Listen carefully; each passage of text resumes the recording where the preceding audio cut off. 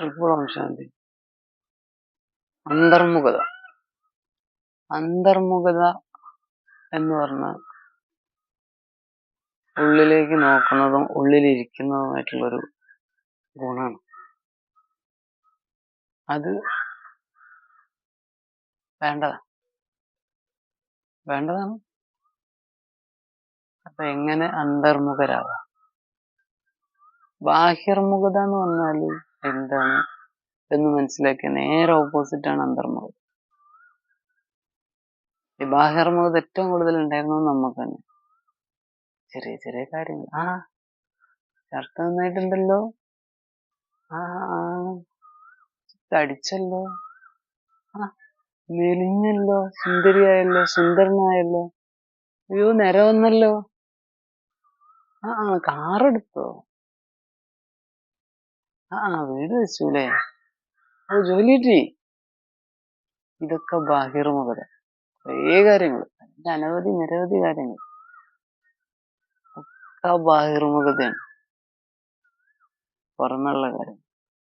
എന്ന് കരുതി നമ്മുടെ സഹോദരനോ സഹോദരിയോ ഒരു കാർ എടുത്തു കഴിഞ്ഞാൽ എന്താതിരിക്കുക, അവൻ കൽപ്പത്തെ കാർ എടുത്തതല്ലേ എന്നല്ല. അതിനെ അപ്രീഷിയേറ്റ് ചെയ്യണം. അതിനെ അപ്രീഷിയേറ്റ് ചെയ്യേണ്ടത് വാക്കുകൾ എങ്ങനെ, ഏത്, എന്ത്. ഇനി അതിലൂടെ നമുക്ക് അറിയാനുള്ള എന്തെങ്കിലും കാര്യങ്ങൾ, ഇപ്പൊ ഒരു കാറിന്റെ വില എത്രയായി, എത്രയാ മോഡല്, ഇനിയിപ്പോ ഒരു ഷർട്ട് മേടിച്ചു, അത് നന്നായിട്ടുണ്ട്, എവിടുന്നാ വാങ്ങിയത് എന്നൊക്കെ ജസ്റ്റ് ചോദിക്കുന്നതുകൊണ്ട് കുഴപ്പമില്ല. പക്ഷെ അതിൽ ഇകഴ്ത്താനോ പാടില്ല.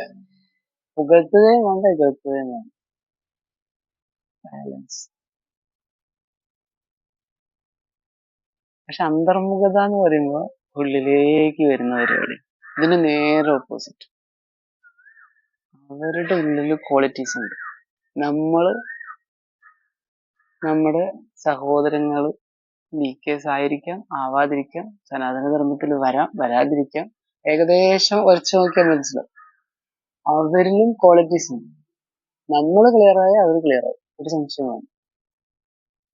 നമ്മൾ ക്വാളിറ്റീസ് ഇന്നലെ നിങ്ങൾ പറഞ്ഞത് നന്നായിട്ട്, ആ സമയത്ത് ആ വ്യക്തിനോട് അത് പറഞ്ഞാൽ എന്തായാലും നന്നായി, അല്ലെങ്കിൽ ആ സമയത്ത് ആ കാര്യത്തിന് നിങ്ങൾ പ്രതികരിച്ചത് നന്നായിട്ട് എന്നത് നമുക്ക് ധാർമ്മികമായി നീതിയുക്തമായിട്ടും ഒക്കെ ആണെങ്കിൽ, നമുക്ക് ക്ലിയർ ആണെങ്കിൽ തീർച്ചയായിട്ടും അവരൊന്നും അഭിനന്ദിക്കുന്നതിൽ കുഴപ്പമില്ല.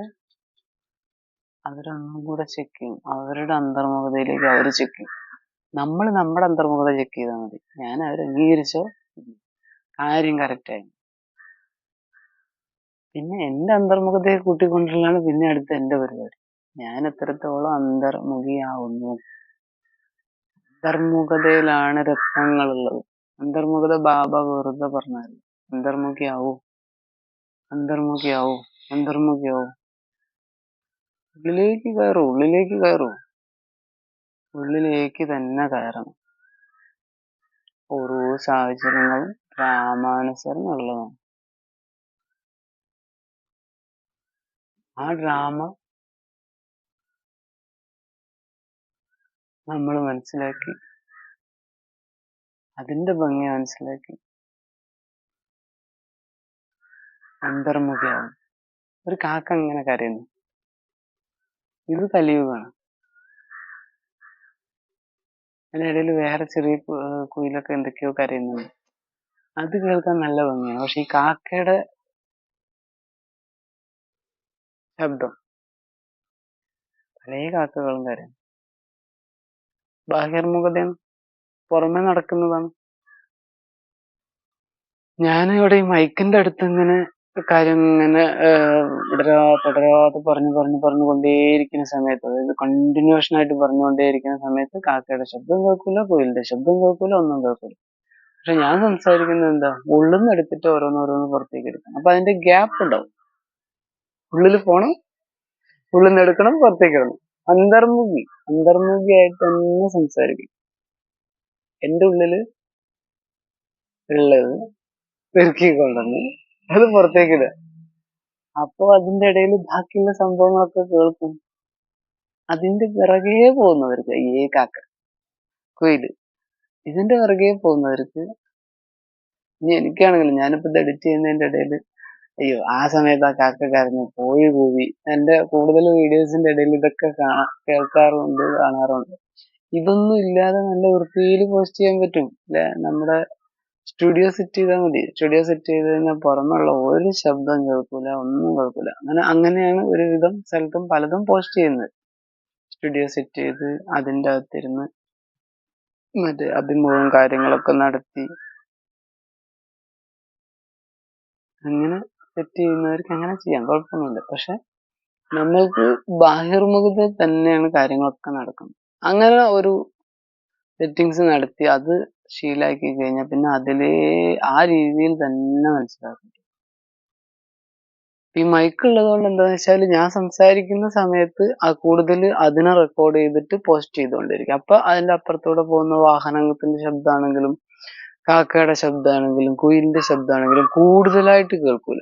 ഞാൻ കുറച്ചുകൂടെ ഓളിയത്തിൽ സംസാരിക്കുകയാണെങ്കിൽ അതിനെ കൂടുതലായിട്ട് മൈക്ക് പിടിച്ചെടുത്തിട്ട് വേഗം റെക്കോർഡ് ചെയ്യും. നേരെ മറിച്ച് ഞാൻ ഇടയ്ക്കൊരു സംസാരം നിർത്തുന്ന സമയത്ത് കാര്യങ്ങൾ സൈലന്റായി പറയുന്നുണ്ട്, ഓരോന്ന് പെറുക്കിയെടുത്ത്. കാരണം ഇത് മൊത്താണ്. രത്നം പല തരത്തിലുണ്ട്. അതിൽ നവരത്നങ്ങൾക്ക് ഭയങ്കര പ്രാധാന്യം. ഏതൊക്കെയാണ് ഈ അഷ്ടരത്നങ്ങൾ നോക്കണം. അഷ്ടരത്നങ്ങളും ഒന്നും ബാബയും, ഇതാണ് നവരത്നം. ബാബ പറഞ്ഞിട്ടുണ്ട്. അത് നമുക്കിവിടെ പ്രാക്ടിക്കലായിട്ട് നവരത്നങ്ങളുടെ മോതിരം ബാക്കിയുള്ള കാര്യങ്ങളൊക്കെ അതിൽ ഓരോരോ പുഷ്യരാഗമുണ്ട്, നീലാംബരി, ഏതൊക്കെയോ പേരുകളുണ്ട്, ഞാൻ കൃത്യമായിട്ട് പഠിച്ചിട്ടൊന്നുമില്ല. എന്നാലും അതിന്റെ ആധാരത്തിൽ അതിനും പവറുണ്ട്. ബാഹിർമുഖതയിൽ അതിന് പവറുണ്ട്. രത്നങ്ങൾക്ക് പവറുണ്ട്, രുദ്രാക്ഷത്തിന് പവറുണ്ട്. ബാഹിർമുഖതയിൽ അതിന് പവറുണ്ട്. ഭക്തിക്ക് ഭക്തിയുടേതായ പവറുണ്ട്. പക്ഷെ ഏറ്റവും പവർ എന്തിനാ? ശ്രീമതത്തിലൂടെ നടക്കുന്നു. ഈ സനാതന ധർമ്മത്തിനാണ് ഏറ്റവും പവർ. പക്ഷെ ആ പവർ ഏറ്റവും കുറഞ്ഞെടുക്കും ദാരിദ്ര്യത്തിൽ, പക്കാ ദാരിദ്ര്യം. ദാരിദ്ര്യത്തിനെ സമ്പന്നമാക്കാൻ വേറെ ഒരു രക്ഷയില്ല. ഇത് തന്നെ യോഗം. ജ്ഞാനത്തിന്റെ ആധാരത്തിൽ യോഗം, യോഗത്തിന്റെ ആധാരത്തിൽ സേവനം, സേവനത്തിന്റെ ആധാരത്തിൽ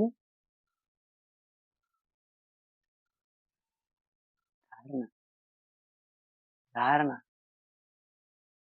നാല് വിഷയങ്ങൾ: ജ്ഞാനം, യോഗം, ധാരണ, സേവനം. ഇത് അങ്ങോട്ടും ഇങ്ങോട്ടും ഒക്കെ മാറ്റി നോക്കാം. ഒന്നുകിൽ യോഗത്തിന്റെ ആധാരത്തിൽ ജ്ഞാനം എടുക്കാം, അല്ലെങ്കിൽ ജ്ഞാനത്തിന്റെ ആധാരത്തിൽ യോഗം എടുക്കാം, സേവനത്തിന്റെ ആധാരത്തിൽ ധാരണ ചെയ്യാം, ധാരണയുടെ ആധാരത്തിൽ സേവനം ചെയ്യാം.